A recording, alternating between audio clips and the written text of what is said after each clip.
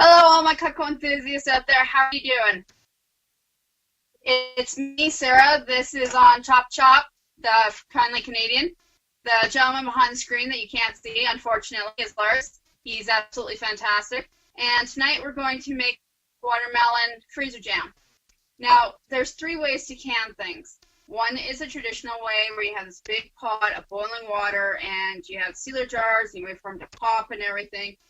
Second way is freezer jam. So much simpler, a lot less mess, and a lot less equipment required. Third way is for dry goods only, and you do it in the oven.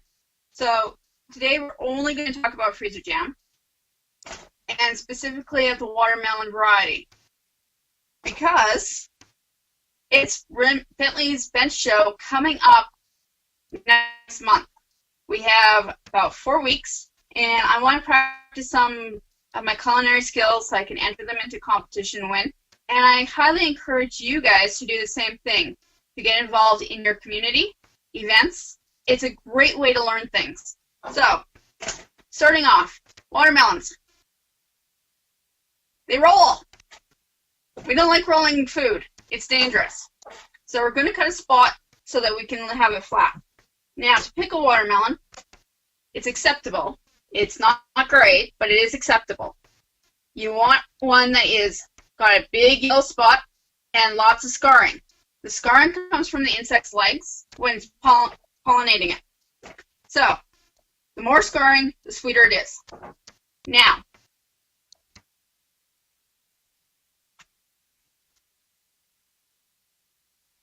I'm not cutting rind, I'm just cutting a flat spot. Like that. See? No rolling. Now, I'm going to cut this in half.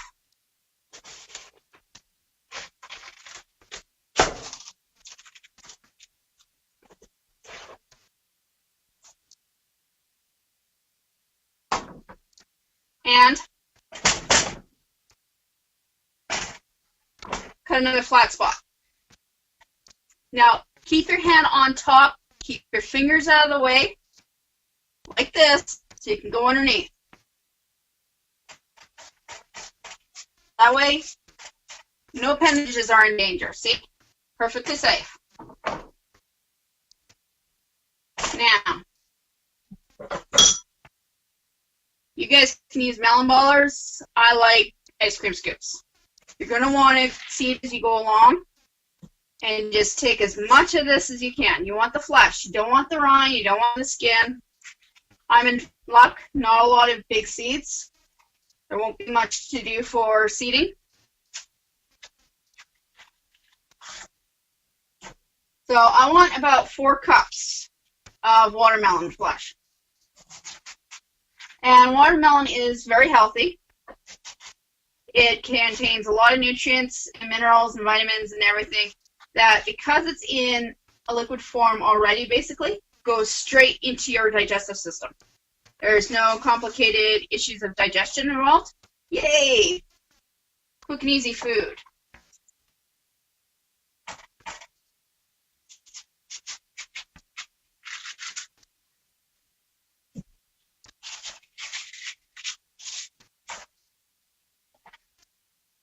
Now, before I started all this, my containers were sterilized in the dishwasher. Again, you don't want food contamination, especially when you're doing jam, or any candy for that matter.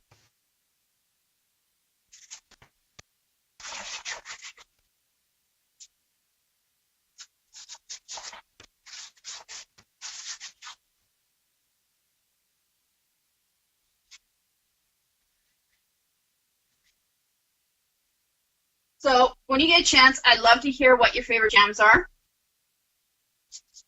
For the bench show, I am doing Dr. Pepper and possibly watermelon. Or I just might make another batch with Munchkin and let her do the watermelon. Though, to be honest, anytime I compete with her, I lose. Okay. Now, comes the fun part. You got all this watermelon. You get to mash it. You can use an electric blender. Sometimes that works better. Or a mix master thing. What you want to make is a slurry. Not a lot of chunks. There's a reason for that. Because did you know that sugar was actually a preservative? Using enough sugar, it preserves everything.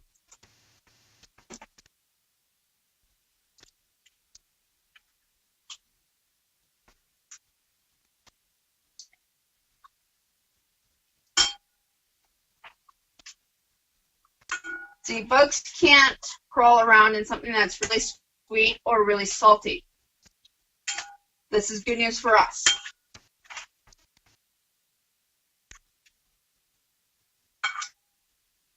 Now, the difference between jam and jelly is whether or not you're using the actual fruit. If you use the fruit and you don't strain it out, then you have jam. If you're using the liquid from the fruit after it's been cooked down, then you have jelly. So I should remind you that this recipe comes from bonbondelight.com. No, sorry, bonbonbreak.com. And you can find the recipe on my Pinterest account. It is at VON_TETTENBORN_C. So at Fontentenborn_C. Yes, I know. The V sounds like an F. Now, you have a slurry. Nice liquid slurry that if I were to show you, you would have it all over my stove.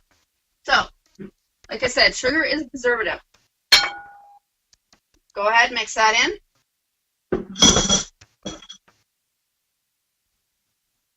This is why most sugars, when you go to the farmer's market, have to have about 55% sugar.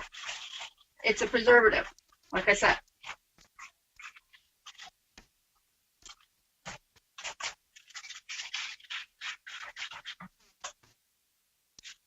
Now, freezer jam works great if you're doing strawberries, blueberries, raspberries, rhubarb, any type of berry.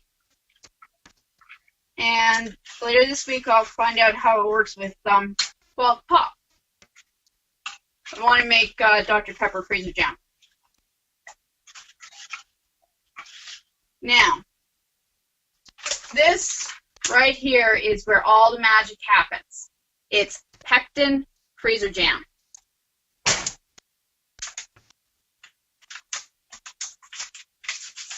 And you're going to use all of it.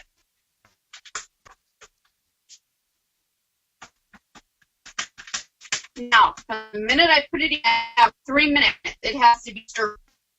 It just went in, so I'll be stirring for the next 3 minutes.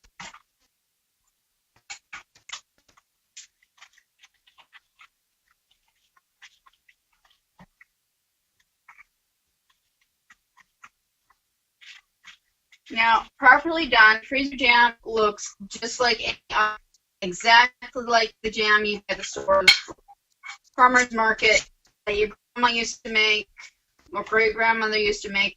It looks exactly like that, but like I said, with a lot less work.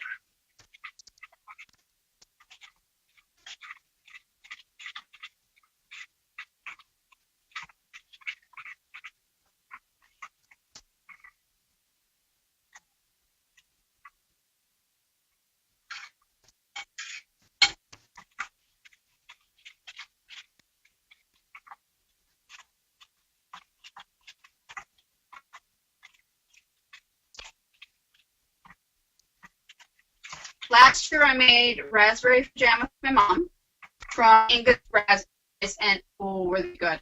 Unfortunately, remember I said our freezer, I lost all the raspberry freezer jam.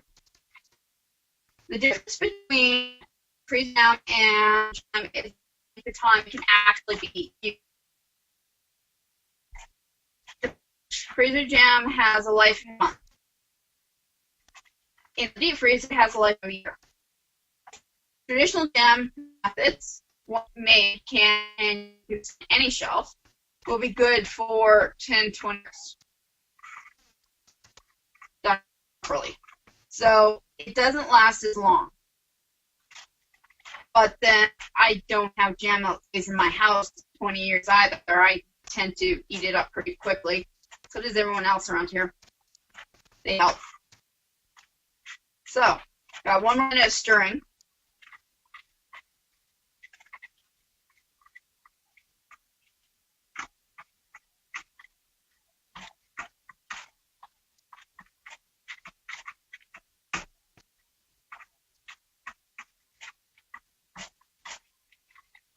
The reason I like Cutco's potato masher is it cuts. You wouldn't think so because this is one of the few items we can't put blades on, but it cuts through everything really quick.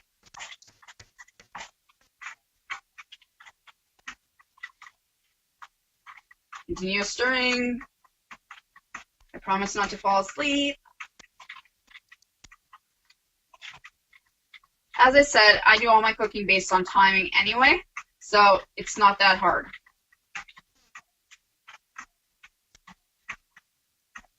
I am going to invite all of you to come visit me and have some toast and watermelon freezer jam, because I'm going to have a lot of jam and I have a half a watermelon left. So please come, enjoy, help me eat, become one of my professional taste testers. Okay.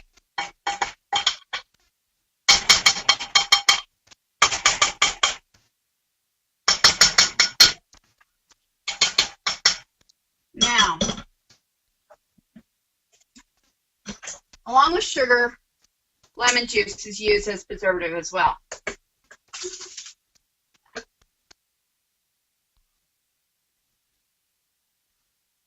Preservative doesn't mean you kill the little bugs that grow in your food.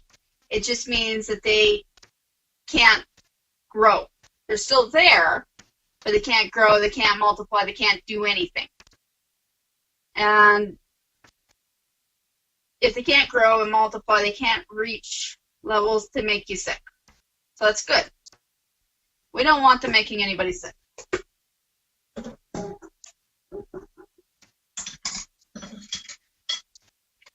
Give that a quick stir.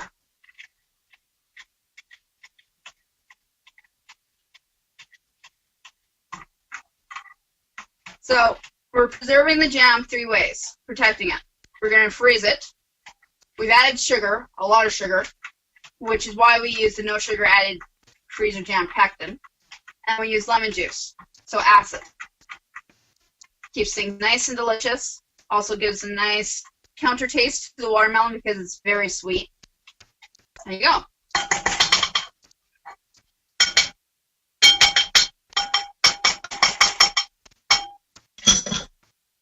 Now, you can use any container for freezer jam. You don't have to use a sealer, which is good because I don't have any sealers tonight.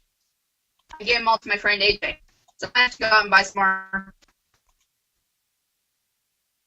So you want to leave about ½ an inch of headspace between where the jam is and here, because it's going to expand a bit in the deep freeze.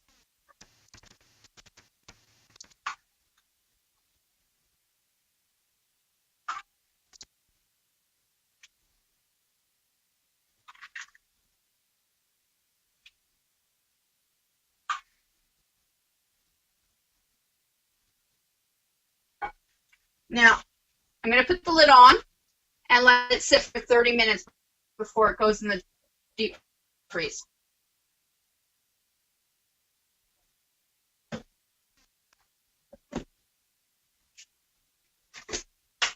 Now, you can always contact me, text message, 403-392-1788. I'm more than happy to answer any text messages I get. Often the easiest way to get a hold of me. You can also contact me on Facebook. You have the choices of my private page, which is Sarah Rose Fontettenborn. Again, the V sounds like an F, I know.